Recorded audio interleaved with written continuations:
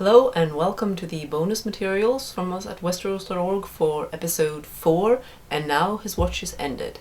I'll once again be handling the highs and the lows. There's actually not very much of the latter in this episode, and Elio will be providing some Targaryen history for the background material. Since this episode featured the Great Sept Baelor and Joffrey going around and loving telling Marjorie about the various people dead and buried there, I thought I'd point out a few things or add some more details regarding who he mentioned. First off, I'll just get this out of the way because it annoyed me a bit. Joffrey says, how Robert wanted to burn the bodies of the Targaryens and dump them into black water. And the problem is, the Targaryens practice Valyrian custom and they cremated the remains. So there are no bodies of Targaryens in the Great Sept Baelor.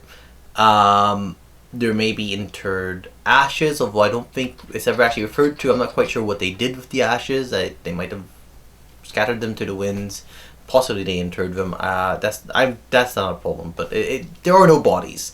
They burned them. Even Rhaegar, by the way, even though Robert really hated him, Robert had Rhaegar's body burned after their custom, after their tradition. Now, Joffrey mentions several Targaryens. The first is Rhaenyra. Rhaenyra, who was eaten by a dragon, her brother's own dragon, while her son watched.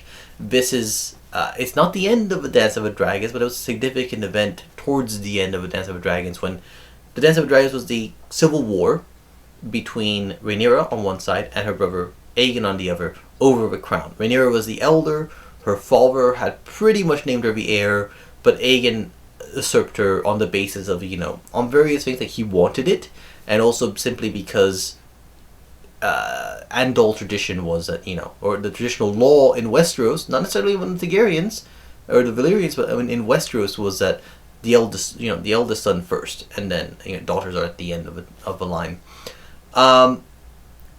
We have quite a lot about Rhaenyra and Aegon in our upcoming The World of Ice and Fire, a book that we've co-written with George.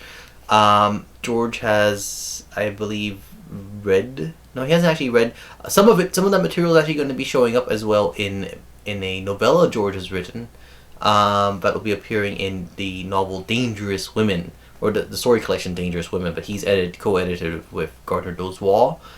I don't recall the publication date on that, but keep an eye on it. It's pretty cool, pretty interesting material, especially if you're interested in that sort of historical milieu and the complexities.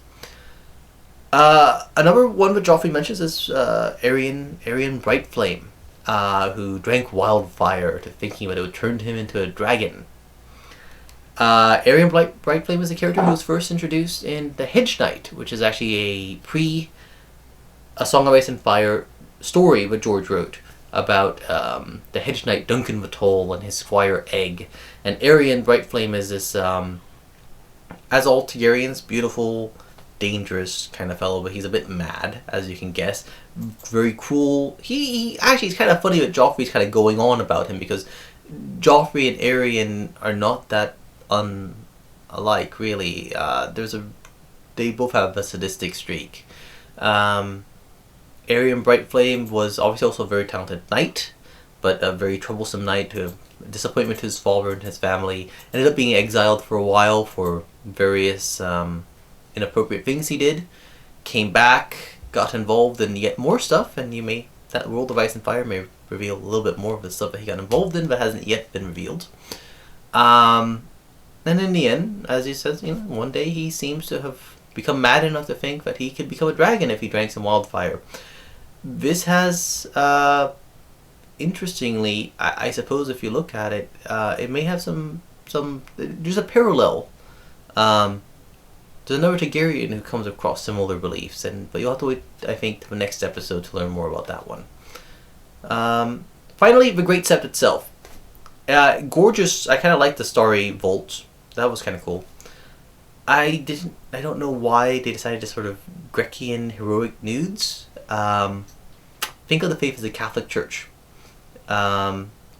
Jesus Christ is sometimes depicted as mostly naked, but you literally thinking, like, would you show God naked? Well, I don't know. I know you can go and look at, the Sistine Chapel Michelangelo's depiction. So I don't know. It's just not my conception. I don't think it was George's conception of how they're depicted. Whatever. It's a minor thing. The set itself is kind of cool. But the Great Sept was built by King Baylor the Blessed, the Septon King. He was another mad Targaryen, but his madness expressed itself in being a sort of a peace, love, and happiness religious zealot who went to some extremes in his zealotry, not sort of burning people who disagreed with him, but, you know, trying to replace all the ravens with doves, which didn't work very well. You know, banning all prostitutes from King's Landing, and, you know, not probably thinking very much about, you know, what are we going to do if they can't be at King's Landing? They're going to starve, or they're going to turn to theft, they're going to be raped, what have you. So he had this vision of this Great Sept, and it happened. It was completed posthumously, and it eventually became the home of the High Septon. Before then, the High Septon was based in the Starry Sept in Old Town, which is sort of Westeros' second greatest city. But now they're all established there, and the Great Sept. I'm glad that they, as you see the exterior, they've gone completely away from the very odd, the really weird depiction that they have in the original credits. Actually, I haven't even paid attention whether the credits still have that weird shape any longer. This is much more, it feels much more realistic and much more real. I could see a bit of the Hagia Sophia as an influence, perhaps. Some basilicas in the Roman basilicas as well. It's pretty cool, and I'm glad that they finally kind of found a way to work it in. As I said, there's very little that I would call a low in this episode.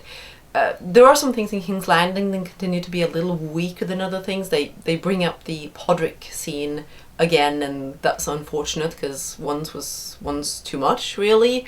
And we are a bit iffy on the whole the casting and writing of Marjorie. The changes that they've done there, we don't really think they work all that well. But there aren't really any lows. It's all quite solid, and there's some bits that are really good. And then there is one bit that is really, really, really damn good, and that's the ending. A dragon is not a slave. Indeed, this is one of the best moments in the series so far altogether, and you'll know how incredibly upset I was with the changes they did to Daenerys' storyline last season. I mean, nothing can erase the fact that they took away the House of the Undying.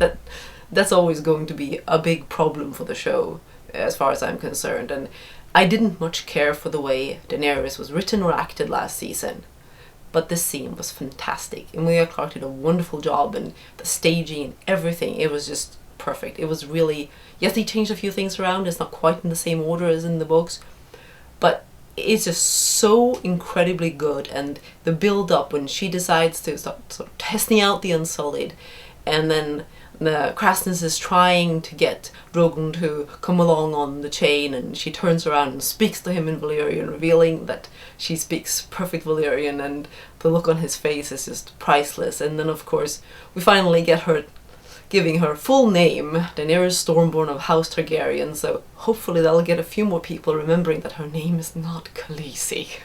It's a little one of those pet peeves about the show that people keep calling her just Khaleesi. No, it's Daenerys Stormborn of House Targaryen, and boy does she introduce herself in a great way here, and I just loved it. And then when they ride out and she gives the Unsullied the choice to follow her or not, and they start thumping their spears on the ground, and we get a little bit of that, a changed version of the music that ended the first season when the dragons were born. It's fabulous. I absolutely loved it. And that's it for this week's discussion. You can join us next week as we discuss Kissed by Fire, which is the 5th episode of the season. And if you've read the books, you know what Kissed by Fire refers to. But if you've seen the previews, you also kind of have a sense of what we're actually going to see, and there's some really exciting and interesting stuff it looks like. It's also an episode written by Brian Cogman, who is a story editor for the series, and he's written one of the very best episodes of the show to date in What Is Dead May Never Die. So I'm very much looking forward to this one. We'll see you next week.